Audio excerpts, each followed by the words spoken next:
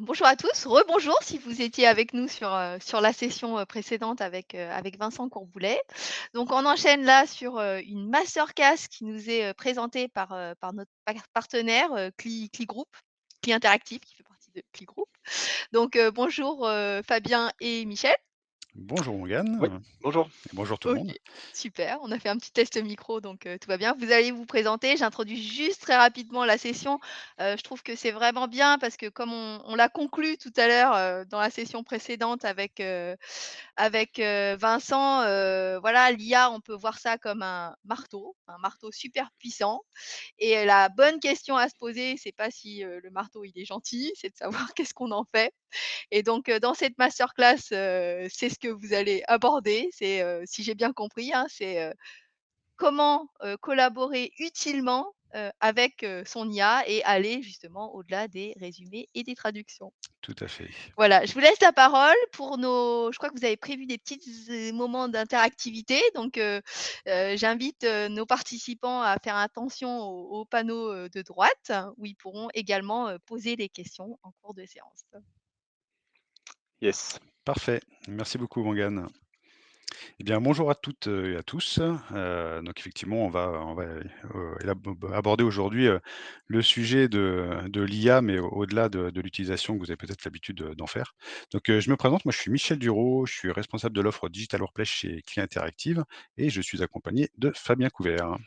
Ouais, donc moi je suis dans les équipes de Michel, je suis directeur de projet sur des projets de digital workplace, voilà, depuis une quinzaine d'années sur, de ce fameux produit, Jalios Workplace. Voilà. Bon, pour vous présenter, un petit peu plus, Client Interactive. Voilà, la slide est passée. Donc l'Interactive, c'est l'agence, digitale de Clé Group. On travaille sur des sites internet et des digital workplace. On a mis quelques références, hein, qui vont certainement vous parler. On gère Amini.fr, l'espace pro d'IGN et les digital workplace, notamment des Restos du Cœur et du Conseil supérieur du notariat. C'est quelques références, voilà, histoire de nous repositionner. Des expertises qu'on a l'habitude de mettre en œuvre et on va en évoquer une aujourd'hui, donc l'IA forcément, mais également, tout ce qui va tourner autour de la data, de la sobriété numérique et c'est important et surtout dans le contexte justement de l'intelligence, artificielle et également la cybersécurité. Des sujets qui sont, très d'actualité en ce moment. Donc voilà pour la petite présentation, rapide de Clé Interactive. Ce que je vous propose aujourd'hui, de voir autour de l'IA, donc on va reposer un petit peu, les bases, hein, une petite définition, quelques chiffres qui sont toujours utiles. Repasser rapidement les usages actuels de l'IA que vous connaissez peut-être ou pas, voilà, on va vous présenter ce qui est un peu déployé actuellement, sur les digital workplace et on va, aborder les différents cas d'usage pour, collaborer un peu plus, avec votre IA, l'intégrer, dans vos équipes projets et enfin, le volet des aspects à ne pas oublier lorsque vous intégrez une IA dans, vos outils et au sein de vos équipes. Voilà un petit peu pour le sommaire. Donc on va poser les bases et je cède la parole à Fabien. Yes, donc les bases, très rapidement, l'intelligence artificielle, qu'est-ce que c'est? Donc on en parle depuis, maintenant plus d'un an, on va dire de manière intensive. Heu, qui de mieux que se présenter, une IA pour présenter une IA? Donc l'intelligence artificielle, c'est l'ensemble des technologies, heu, autour des machines pour simuler l'intelligence humaine. Et donc ça inclut des domaines, tels que l'apprentissage automatique, le deep learning, le traitement du langage naturel, la vision par ordinateur. Donc l'idée, c'est, d'utiliser cette intelligence artificielle pour transformer, pour automatiser et pour, faire évoluer, on va dire, les produits qu'on a actuellement dans le domaine de l'informatique et plus, pour gérer des tâches complexes. On a un certain nombre de cas d'usage, on va vous les présenter un peu plus tard, comme le disait Michel, pour la partie digital workplace, comment collaborer avec cette intelligence artificielle. Heu spécifiquement, on va dire dans cette présentation sur la partie GPT, donc les modèles de langage, heu, dédiés en termes d'intelligence artificielle. Très bien. Alors nous sommes allés chercher, quelques chiffres, hein, tout de même pour, c'est toujours, assez parlant, voilà, pour illustrer, où on en est au niveau de l'IA. Donc les premiers chiffres que je vous propose, c'est l'IA dans les entreprises. Donc ça, c'est un sondage qui a été mené, pour le compte d'IBM, fin 2023. Sur, un panel de dirigeants et de managers, d'entreprises, mondiales. Mais donc là, on va se focaliser un petit peu sur la sphère, française. 77% des cadres et dirigeants ont déjà testé, l'IA générative ou sont sur le point de l'être, donc on va dire, 3 sur 4, ce qui est important. Vous avez 94 des dirigeants français qui reconnaissent l'IA comme, voilà, qui reconnaissent à l'IA un potentiel, important dans la prise de décision. Donc c'est-à-dire qu'on va vraiment intégrer l'IA à un très haut niveau dans les entreprises, en France, très bientôt, si ce n'est pas déjà fait. Vous avez également 92 des dirigeants français, qui vont faire de la formation de leurs collaborateurs en IA un objectif premier. Donc effectivement, il ne faut pas louper le virage. Les choses vont très vite, heu, avec l'intelligence artificielle et il faut embarquer le plus tôt possible l'ensemble de vos collaborateurs dans, l'intégration de l'IA dans leur quotidien métier. Un dernier chiffre qui est faible et mais qui existe et qui va un petit peu en contradiction avec le suivant, c'est 40 des entreprises, qui estiment que l'intelligence artificielle va améliorer la productivité. Donc je pense que c'est lié aussi au fait que, voilà, il y a encore une certaine réticence ou une méconnaissance de ce que peut faire, l'IA. Donc on est là aussi aujourd'hui pour améliorer ça. Et donc oui, ça vient un peu en contradiction avec l'autre chiffre. Donc ça, c'est une enquête qui a été menée par, Pôle emploi en juin 2023, donc ça date un petit peu. Donc c'est-à-dire que les choses ont encore évolué depuis. C'était sur les employeurs face à l'IA qui disait que 72 des employeurs en France recourant à l'IA, mentionnent un impact positif sur la performance de leurs salariés.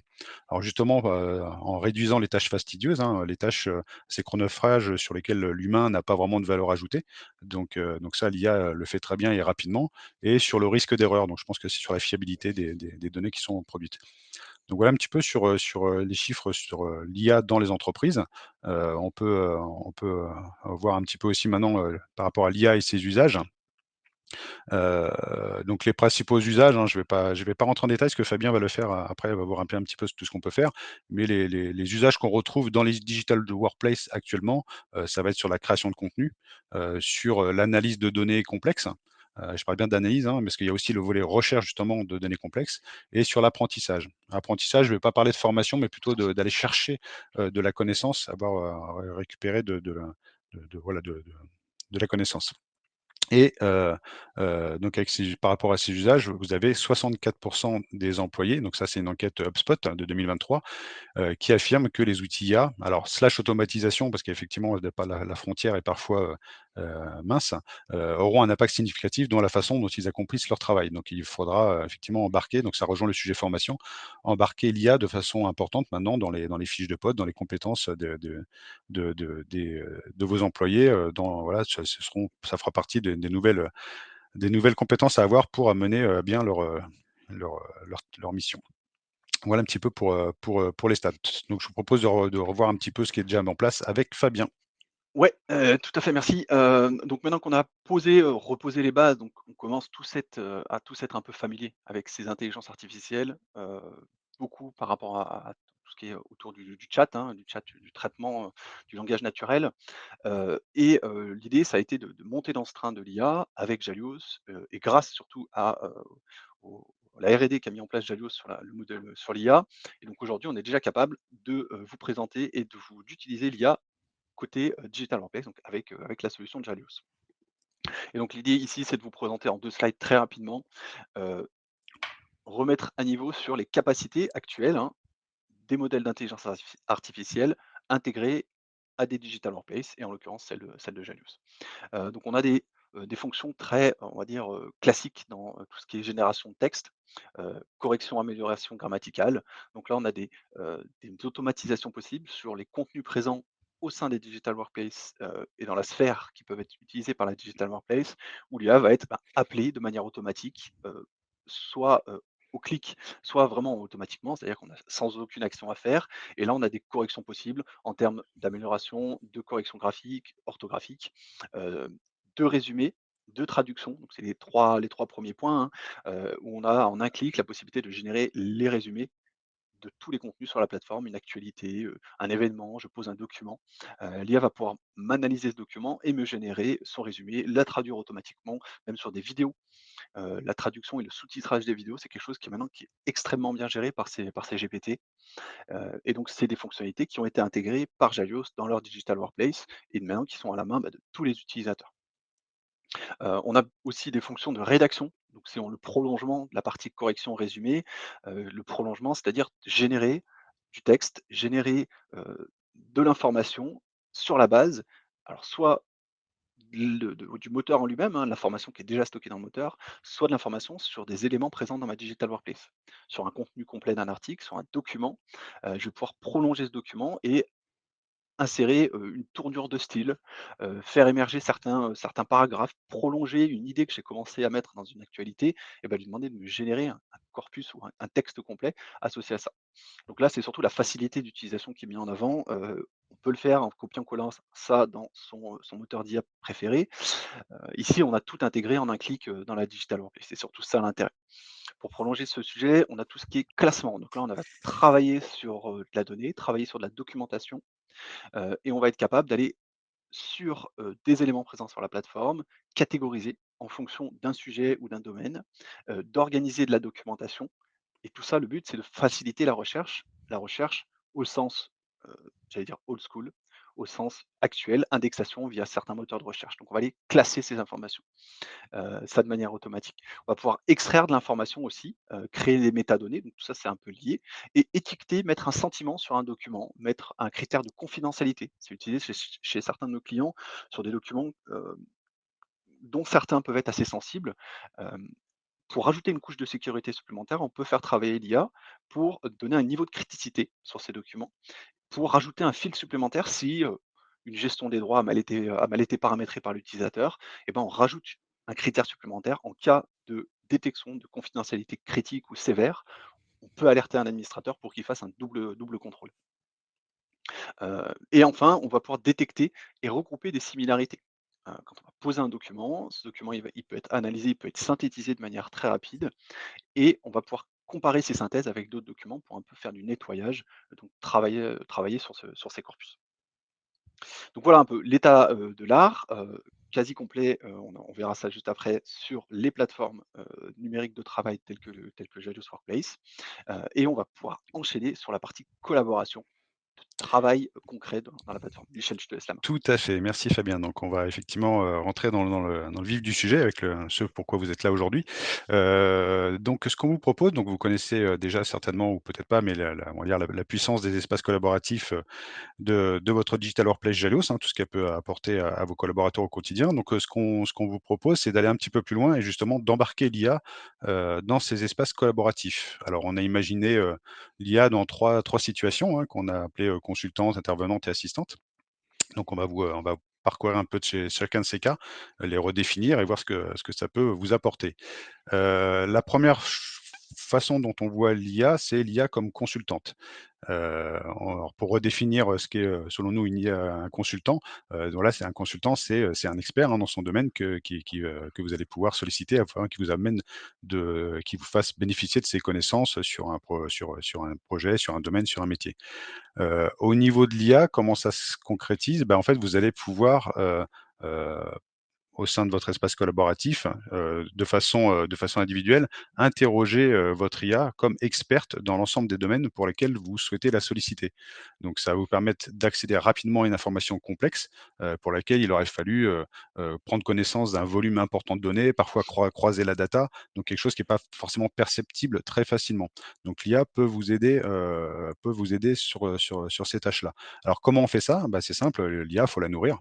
On lui amène de la data, donc il faut lui fournir toutes les données, donc tous les référentiels documentaires, tous les contenus, tout ce qui va être en lien, heu avec, ce pourquoi vous voulez la solliciter et dans votre espace collaboratif, ça va se faire via un moteur de recherche dédié à l'espace collaboratif qui va s'alimenter de tout ce que vous allez mettre dedans en termes de documentation. Donc ça reste une action individuelle. Mais je propose, que Fabien vous en montre un petit peu plus concrètement, comment ça se produit. Donc Ouais, ça existe déjà, hein. Ça, c'est des choses qui sont, d'ores et déjà, déployées sur les digital workplace. C'est une nouveauté, mais qu'on est capable de déployer aujourd'hui. ouais, tout à fait. Alors l'idée, ici, je vais prendre la main et je vais vous présenter, une plateforme, de Jalios, hein, tout simplement, un espace collaboratif. Donc il faut savoir que donc Michel vient de le dire, hein, L'intelligence artificielle, est présente et déjà amenée par Jalios, via un certain nombre de modules. Cette intelligence artificielle, elle peut être, soit en local, alors je c'est pas un live, un masterclass très technique, mais en tout cas, il faut savoir qu'on peut être en local ou à distance, sur le cloud ou en local en termes de sécurité et surtout on peut choisir son IA derrière. Tout ça pour dire que la partie, recherche documentaire, celle que je vais vous montrer maintenant, hein, ce cas d'usage, c'est, de faire travailler l'IA en tant qu'expert sur un corpus documentaire et comment on fait réfléchir l'IA sur un corpus documentaire et pas en mode standalone, via des informations déjà enregistrées, c'est en utilisant un mécanisme de RAG, donc c'est du Retrieval Augmented Generation. Donc on va donner, heu, certains documents à l'intelligence artificielle.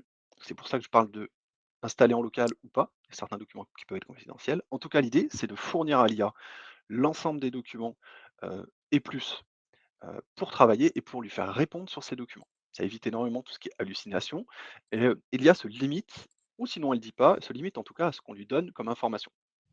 Concrètement, ce qu'on a mis en place, heu, pour Jalios, alors qui est pas en standard pur, hein, vraiment on a commencé à travailler là sur ce sujet. C'est un consultant dédié à l'intelligence artificielle dans un espace de travail. Ici, pour ceux qui ne connaîtraient pas la solution, on est sur un espace de travail, une communauté. Là, c'est la refonte d'un projet, d'un site intranet. Sur cet espace de travail, on a un certain nombre de fonctionnalités. On va avoir des calendriers, des conversations, des documents, une gestion de projet. En tout cas, voilà, on a plusieurs fonctionnalités qui peuvent être intégrées dans cet espace de travail. Et nous, on a la possibilité de venir intégrer un moteur d'intelligence artificielle. Alors là, je l'ai ajouté en tant qu'onglet, hein. On aurait pu l'ajouter sur la page d'accueil. Les fonctionnalités peuvent être insérées où on le souhaite. Et donc, ce moteur d'intelligence artificielle, lui, il a été paramétré pour aller chercher l'information dans cet espace collaboratif et uniquement dans cet espace de travail, heu, sur, bah, là, le sujet de la refonte d'un site intranet. Donc j'ai une première question que j'ai préparée, hein. Je vais lui demander de me présenter le compte rendu de la réunion de lancement. Donc on peut imaginer que je sois soit un nouvel intervenant sur le projet, soit au bout de quelques semaines, je me dis: «Mais en fait, le compte rendu de la réunion de lancement, un, est-ce qu'il a été fait? Et 2, qu'est-ce qu'il y a à l'intérieur?»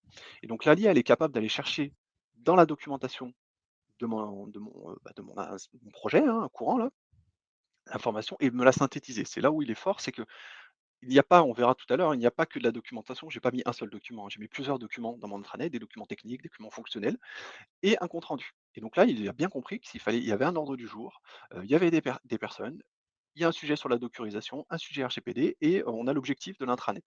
Et bien entendu, on a l'accès en un clic à ce compte rendu et aux pages où il a trouvé la référence de la documentation. Heu, pour continuer sur cet exemple, être assez, concret, on va pouvoir poser des questions assez techniques sur, quels sont les IP des machines de production et donc là, on va chercher de l'information vraiment au sein de la documentation. Il ne peut pas l'inventer et il est capable d'aller voir, bah, qu'il y a, 1, 2, 3 serveurs, un base de données, un JPlatform et un JOD de conversion de documents avec des alias. Et il a été complet, il m'a donné les 2 environnements carrément, bah, il nous a remonté la pré-production. Vous voyez, c'est ça qui est magique avec les NLP, c'est que j'ai fait plusieurs fois le test et la plupart du temps, il m'a pas remonté la pré-production. Parce que moi, je lui demande la production. Bah, là, il me l'a remonté. Bon, en tout cas, pardon, j'ai l'information principale, c'est la partie production et donc j'ai ces informations. On peut même aller un peu plus loin dans la partie, on va dire production, technique, heu, c'est lui demander de rédiger quelque chose.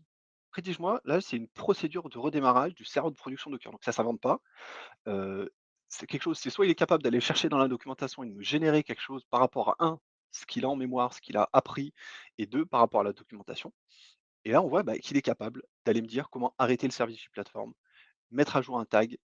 Donc voilà, on travaille beaucoup en Docker. Donc c'est pour ça que j'ai pris cet exemple au sein de Keygroup. On déploie du Jalios, énormément sur des instances Docker. Donc ça facilite beaucoup de choses mis à part. En tout cas, voilà, il a recherché l'information dans ses documents techniques. Il a été capable de la remonter et il me pointe vraiment les pages, au sein de la documentation technique d'installation et la documentation de l'architecture technique où on parle d'installation, de production et de Docker. Et ce qui est intéressant, c'est qu'il me le synthétise. Il est capable d'aller, voilà, d'être intelligent et me remonter de l'information importante. Et pour terminer, sur cette partie recherche, où on part sur un côté un peu plus fonctionnel, où je pose une question sur, bah, quelle est la règle de gestion d'affichage des actualités en page d'accueil? On refond un intranet, sur la page d'accueil, il y a des actualités, et je lui demande, bah, voilà, qu'est-ce qui va définir l'affichage de ces actualités? Et il est capable d'aller me chercher la règle de gestion dans la documentation. Elle est composée de 2 zones distinctes avec un titre. Ensuite, il y a 3 blocs avec un certain nombre de types de contenus. les types de contenus, voilà, se viennent d'un site, internet et les règles, elles se définissent. Donc voilà, il est capable d'aller chercher l'information et de me la pointer. C'est-à-dire que là, je l'ai pas fait tout à l'heure, mais là, je clique sur la page 19 du document des SFD, automatiquement, il va me pointer les règles de gestion qu'il a trouvées dans la documentation, dans ma documentation. Donc c'est dans ce sens-là où tout à l'heure je parlais, de moteur de recherche old school, c'est là on est quand même sur un moteur de recherche qui est, qui est capable d'aller chercher de l'information et la synthétiser dans un document, 10 documents, 100 documents, enfin plusieurs milliers de documents. Hem, alors toujours à mettre en regard avec l'intérêt fonctionnel de son utilisation au sein de tous les espaces collaboratifs, dans un seul espace collaboratif, au sein d'une personne, de plusieurs personnes. Donc il y a toujours un curseur, on en reparlera tout au long de la présentation, sur la mise à disposition de cette intelligence artificielle, heu, versus, les impacts que ça va avoir, financièrement, environnementalement. Voilà pour la présentation, cette petite, on va dire mise en bouche sur les cas d'usage des digital workplace.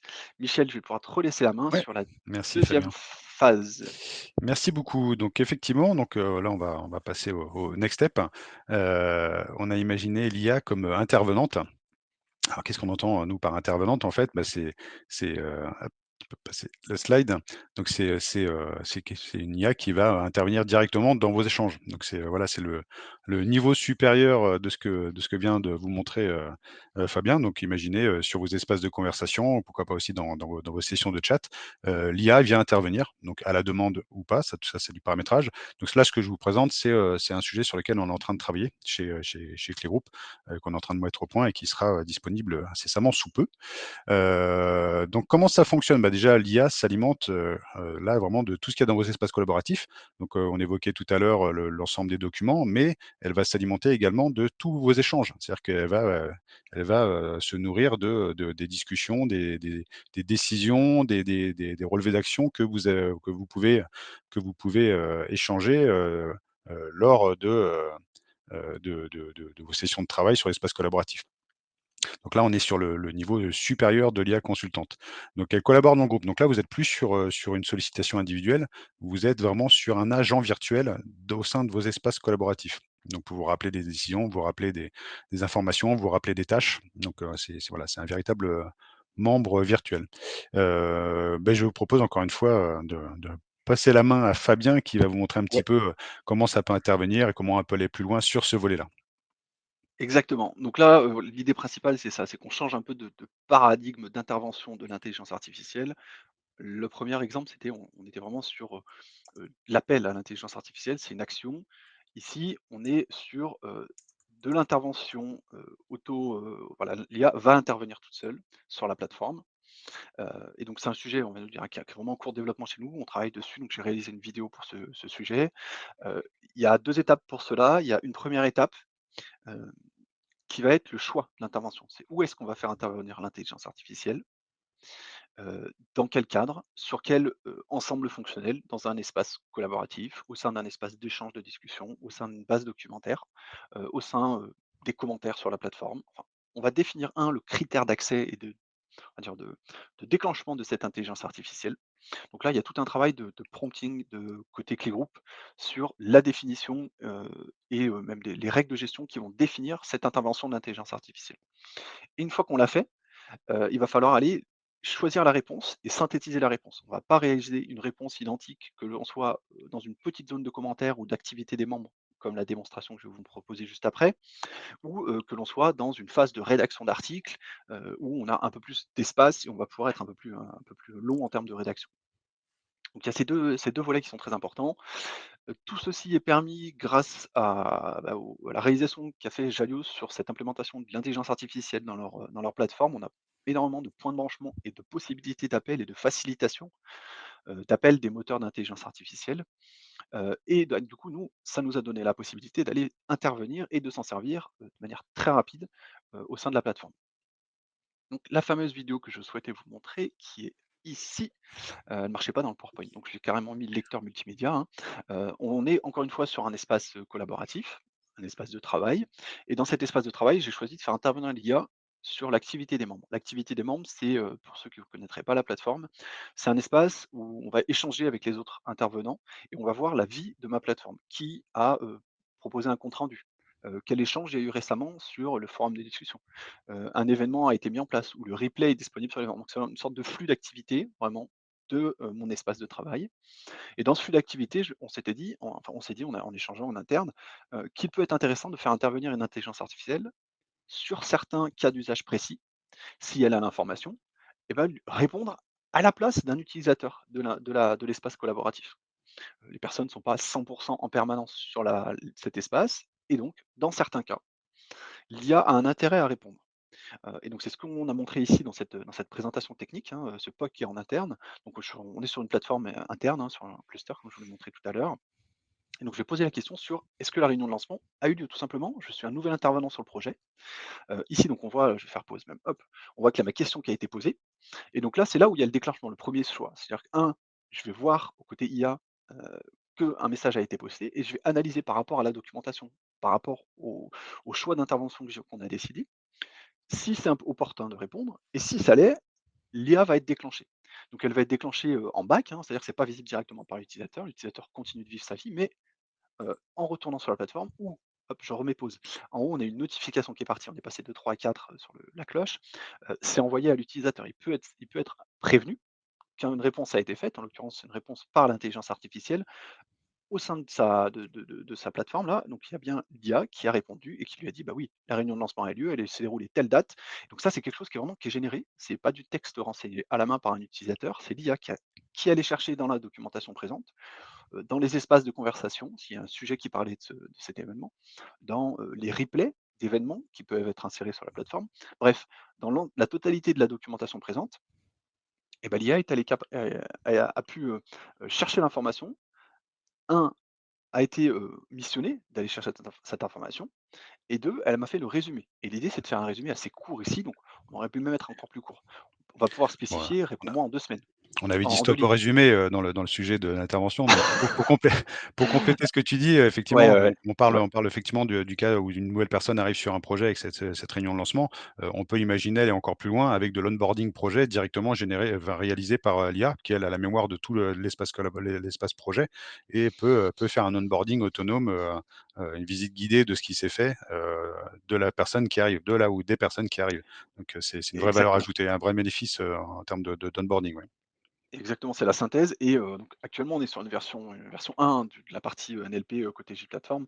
On arrive de plus en plus sur de la partie, multimodale, et donc à cet endroit-là, comme tu disais Michel, on a du onboarding. On peut tout à fait imaginer que dans cet encart-là, alors là, on est dans un espace, d'activité des membres, hop, je reviens en arrière, cette partie IA peut intervenir lors de l'accès, à une plateforme ou à un nouveau collaborateur. Donc là, c'est plutôt une vidéo qui va remonter et qui sera poussée par l'intelligence artificielle. Tout à fait. Et hop là et donc je vais revenir sur les slides qui sont ici. Hop là, bon, je vais faire ça, ce sera mieux. Voilà, tac. Pour continuer sur ces cas d'usage, comme IA, comme, intervenante, on va pouvoir faire intervenir cette IA en tant que, alors rappel sur des sujets ou des commentaires connexes. Je suis en train de produire un document sur la plateforme, je crée une actualité, je suis en train de coéditer, un document.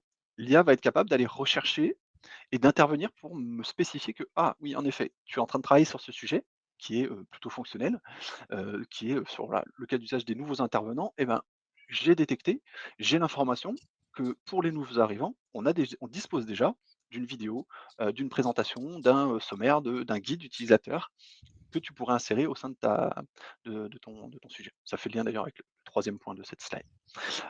On va pouvoir intervenir, l'IA va pouvoir intervenir elle aussi de manière autonome en tant que détection d'incohérence. Quand on va produire un document, on va encore une fois, travailler sur des éléments sur notre plateforme.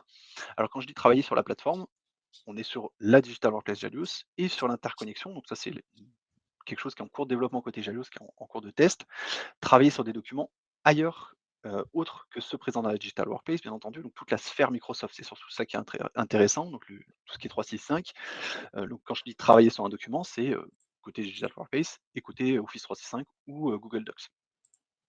Et donc l'IA va aller analyser encore une fois le contenu de ces documents, cette rédaction documentaire et pouvoir détecter une incohérence. Par exemple, quand je vais rédiger un guide d'utilisateur sur un certain outil, l'IA va être capable d'aller détecter qu'au sein de mon document, je parle, d'accès à tel formulaire d'authentification, mais que ce formulaire d'authentification, n'est pas encore développé ou, est en cours de travail sur un autre projet au sein de la plateforme. Et donc il y a toute cette connexion de données qui est capable et donc qui va pouvoir solliciter l'utilisateur de manière, individuelle lors de la levée de ces informations, le fameux pré-prompting dont je parlais tout à l'heure. Il va falloir définir quand est-ce qu'on la fait intervenir et sur quel cas d'usage. Et pour continuer sur la suggestion de référence, donc c'est lié à l'intervention automatique, hein, donc le premier point, c'est l'IA encore une fois, avec son analyse et avec cette facilité de lecture et de rapprochement d'idées, va pouvoir m'ajouter des références sur de la documentation en cours de production, sur un article que je suis en train de pusher sur la plateforme. En effet, j'ai parlé déjà de ce sujet, elle va pouvoir le lire. Oui, Voilà, ou une de chaîne enfin, ou de contrôle, hein, là, on parle de suggestion de référence, vous travaillez sur un projet, il y a des notions d'accessibilité, par contre, avec le RGA et donc s'assurer effectivement que ce que vous embarquez, c'est conforme et que la règle de gestion que vous écrivez, va dans ce sens-là. Ça peut être sur des référentiels de sécurité, voilà, il y a tout l'IA peut, intervenir, sur, tous ces domaines-là ou pourra intervenir parce que là, encore une fois, je on c'est un sujet sur lequel qui est en cours et sur lequel, oui, voilà, il y a beaucoup de choses qui peuvent se passer encore. Mais oui, c'est tout et à oui, fait ça, ouais. Mmh. exactement et donc c'est la dernière ligne, c'est que l'IA peut intervenir, c'est-à-dire que maintenant elle est capable, on a les outils, on a la capacité via le produit de fournir des accès à l'intelligence artificielle sur énormément de cas d'usage, de tâches, heu et surtout le gros sujet, ça va être de la faire intervenir, mais au bon endroit, de manière utile, et que ce soit qu'il y ait un intérêt réel à l'utilisateur. Là, ça va être le challenge, on va dire, de demain, c'est, de mettre l'IA aux beaux endroits, parce qu'il y a un intérêt, parce que fonctionnellement, c'est impressionnant ce qu'il est capable de faire, de ce que les modèles d'IA sont capables de faire et donc les intégrer au bon endroit. Merci Fabien. Je te propose d'avancer parce que c'est vrai que le temps passe très, très vite. Oui, yes. Pour monter encore, d'un niveau, donc on appelle ça l'IA comme assistante, hein, même si, voilà, on est d'accord, la notion d'assistance, elle vaut pour, tout ce qu'on a pu vous présenter. Donc là, on va monter encore d'un niveau et on imagine, embarquer l'IA, de façon, enfin sur des tâches de production. Donc là, c'est pour ça qu'on parle d'assistance, c'est de l'assistance à la production, donc c'est ce qui va vous faire, gagner, une vraie productivité, un vrai, confort dans l'utilisation, dans les process et cetera. Donc nous, on imagine dans le futur, donc ça c'est un sujet sur lequel on va travailler un peu plus tard, mais, de façon assez proche quand même, c'est, d'utiliser l'IA comme, une assistance à la production documentaire. Alors vous allez me dire, l'IA produit déjà des textes, a produit déjà des images, a produit plein de choses. Là, l'idée, c'est de me rappeler d'intégrer ça dans, le contexte projet et en la sollicitant sur la production de documents structurés. Voilà, on a tous, voilà, des notices, des procédures, des spécifications. On parlait de documentation, d'architecture technique. Tout ça, c'est des documentations qui ont une structure assez, standardisée. On appelle ça des modèles, et on peut se servir de l'IA pour nous guider dans l'élaboration de ces documents au même titre que n'importe quel projet. Donc là, on est vraiment sur le niveau, supérieur de l'IA intervenante, donc ça interviendra toujours dans les espaces collaboratifs, dans les murs de conversation ou dans les Mmh. chats et elle va nous guider, dans l'élaboration, de ce document, dans l'assignation des tâches. Donc le comment, je détaille pas plus parce que Fabien a prévu effectivement de Oui, de nous en dire un petit peu plus, s'il te plaît. yes, donc l'idée, c'est les étapes, voilà, qui viennent d'être décrites. C'est-à-dire que ce cas d'usage d'assistante, il peut être, lors d'une session de travail. L'idée en termes de cheminement, on serait sur donc cette plateforme de travail, on initie une session de travail, alors en groupe ou, seul, hein. On initie une session de travail avec l'intelligence artificielle ou avec un moteur, du moins, qui sera là pour aider l'utilisateur.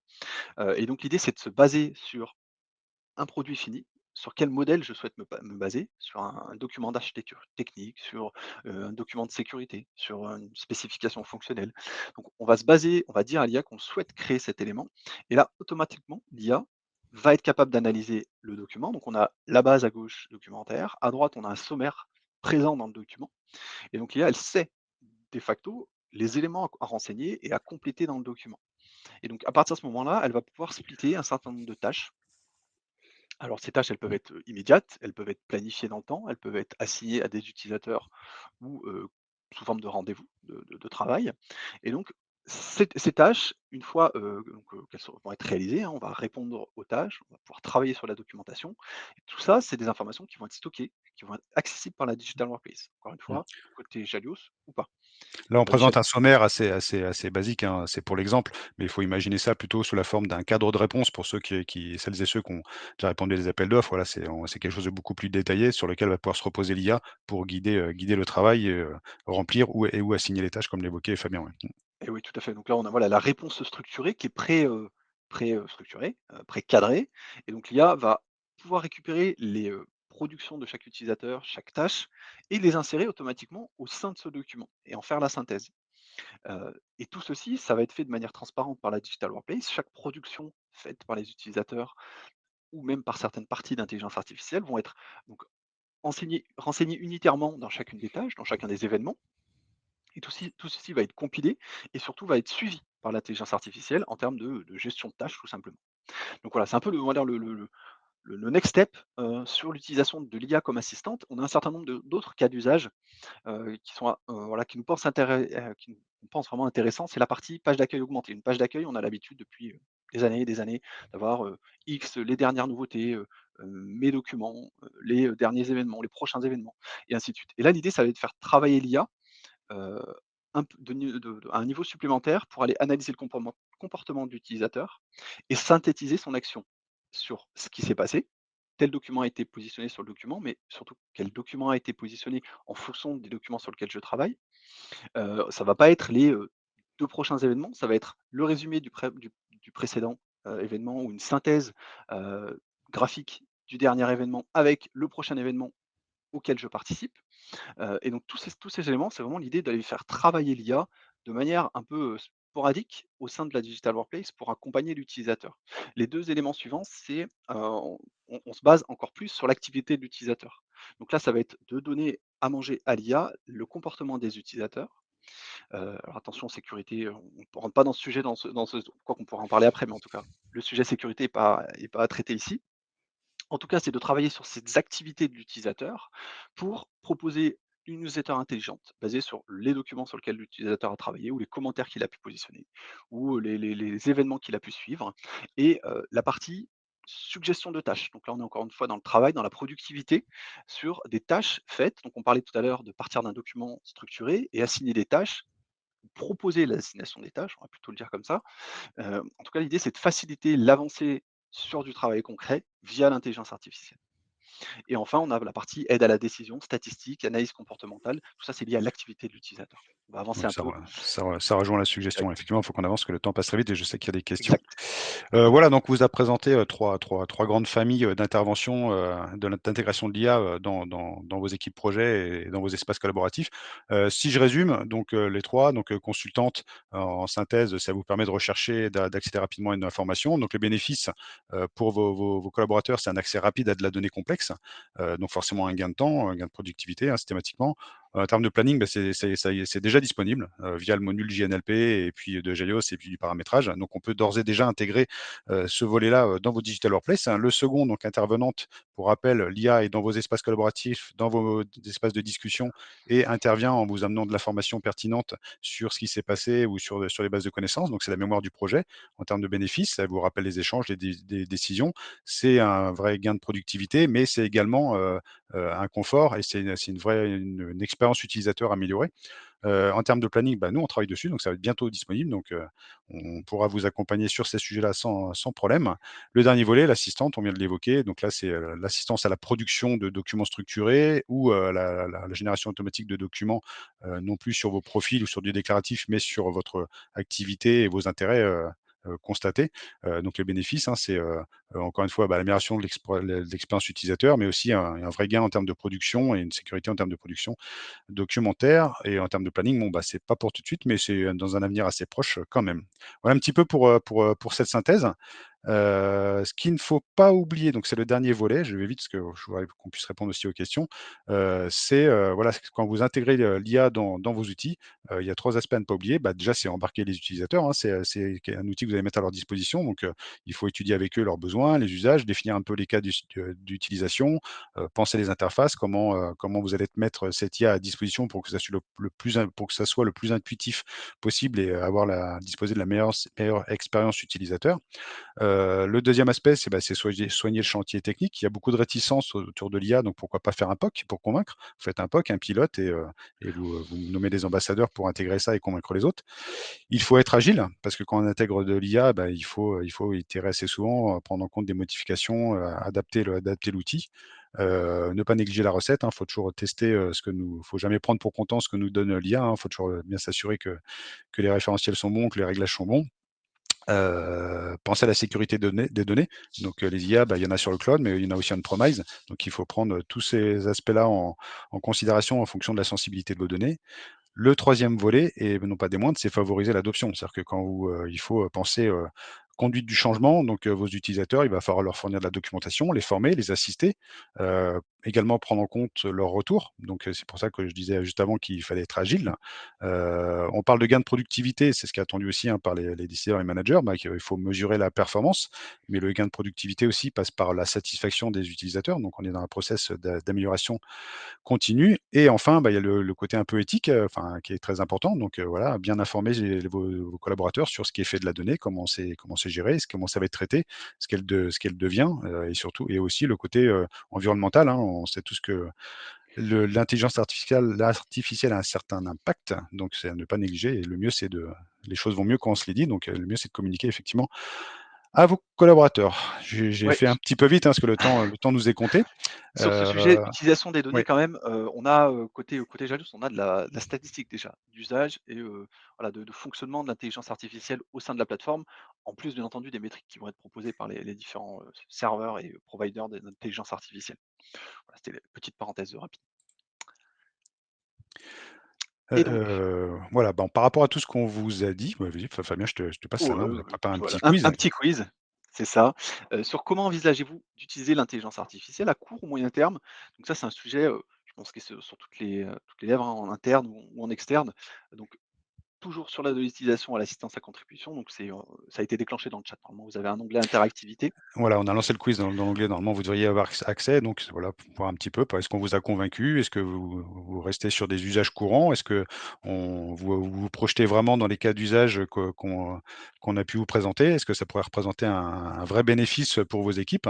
Ou au contraire, est-ce que vous n'avez pas encore suffisamment confiance dans l'IA et que vous faites partie du pourcentage qui fait qu'on a évoqué au début, qui va pas se lancer tout de suite dans l'IA, quoi? Voilà, ça nous intéresse un petit peu de voir comment vous vous positionnez sur ces sujets.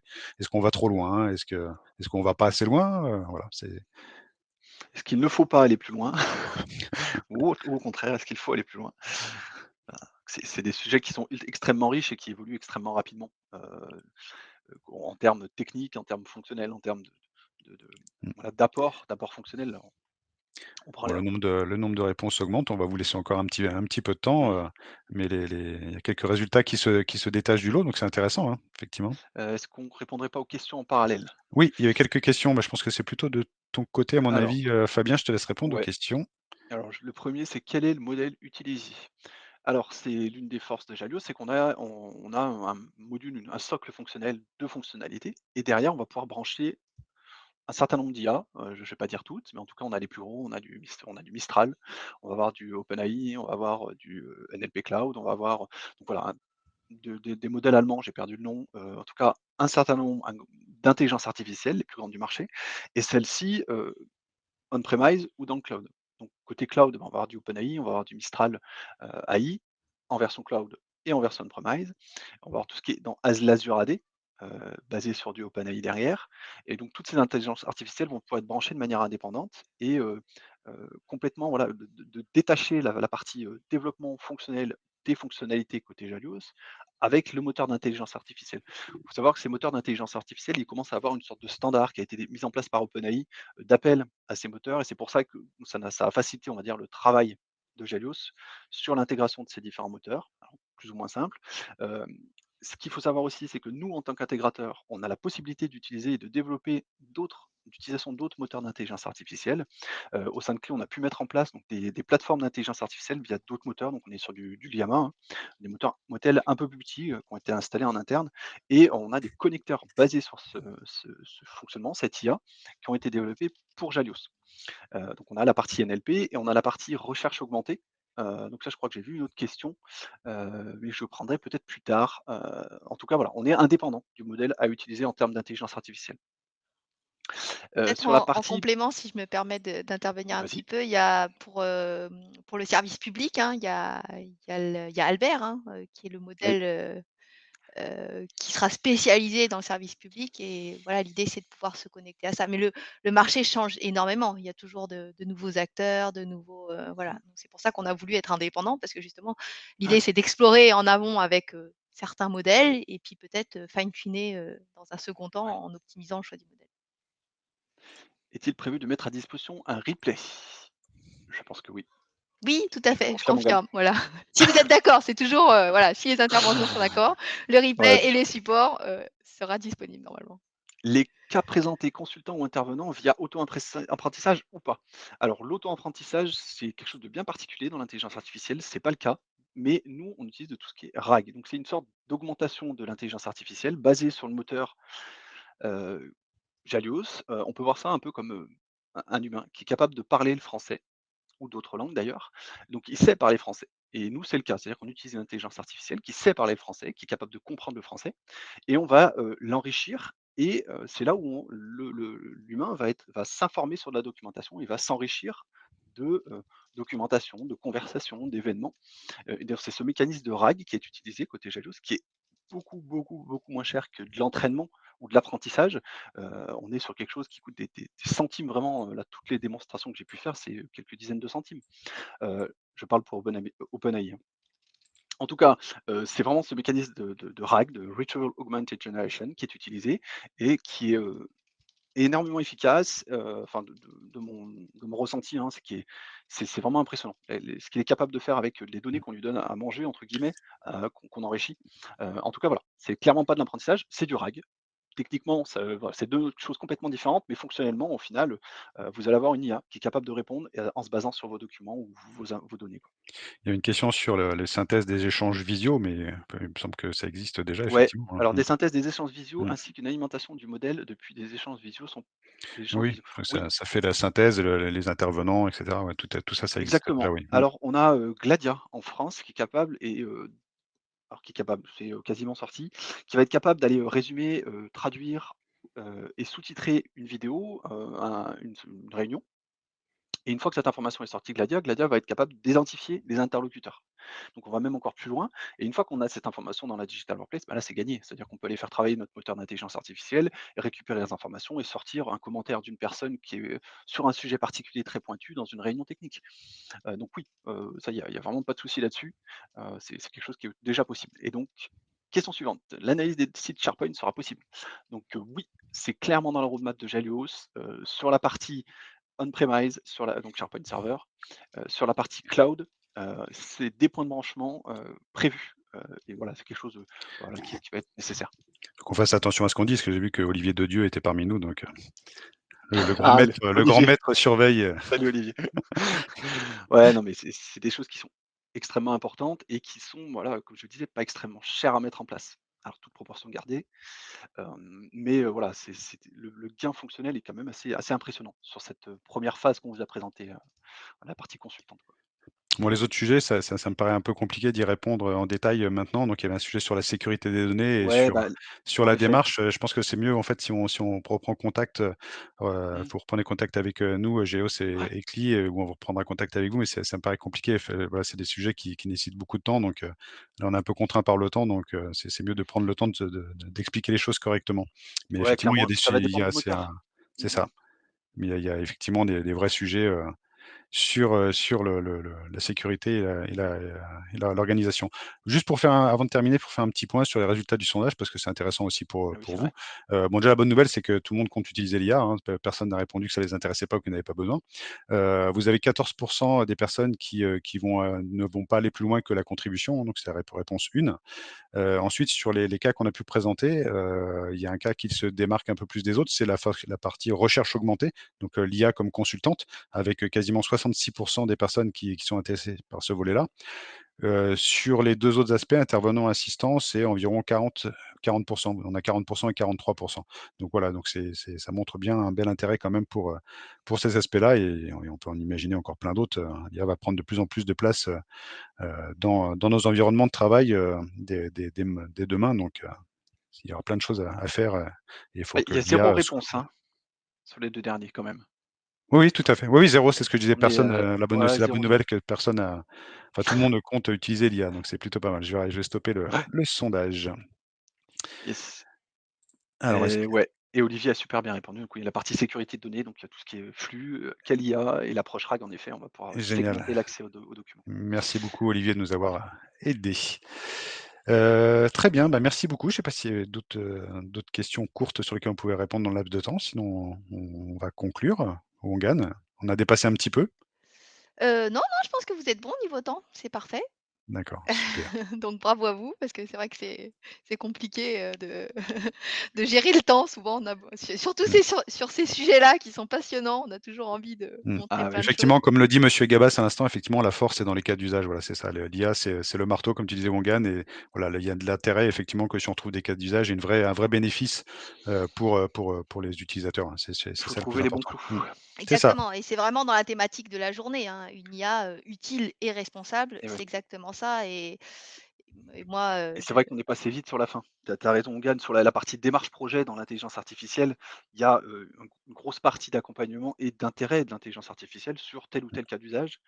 Heu et c'est compliqué de répondre à cette question, ça évolue tellement vite avec les modèles et surtout les moteurs d'intelligence technique, d'intelligence artificielle, les puces qui vont pouvoir être développées. Enfin bon, c'est un sujet qui est extrêmement vaste et qui évolue à la vitesse de la lumière, ouais, ouais, vraiment. ouais, c'est ça qui est En tout compliqué, c'est comme ça bouge vite. Mmh. Ouais. Il faut vraiment, c'est un des trucs que j'ai retenu aussi de la session de ce matin avec Vincent Courboulet, hein, c'est qu'en fait, il faut explorer, il faut tester, parce que Mmh. si on teste pas, en fait, on va subir, dans tous les cas. Et subir, c'est le meilleur moyen, finalement de pas arriver à quelque chose de satisfaisant, ni en termes, d'utilisation, ni en termes de numérique responsable non plus. Mmh. C'est-à-dire Bien sûr, que bien sûr. si on teste pas certains, voilà, certaines approches, ben, on n'aura jamais de réponse, en fait. Merci beaucoup, de votre présence. On espère, vous avoir intéressé et puis, vous avoir projeté un peu plus loin dans les usages, de l'IA. En tout cas, merci pour le temps que vous nous avez consacré et pour votre écoute.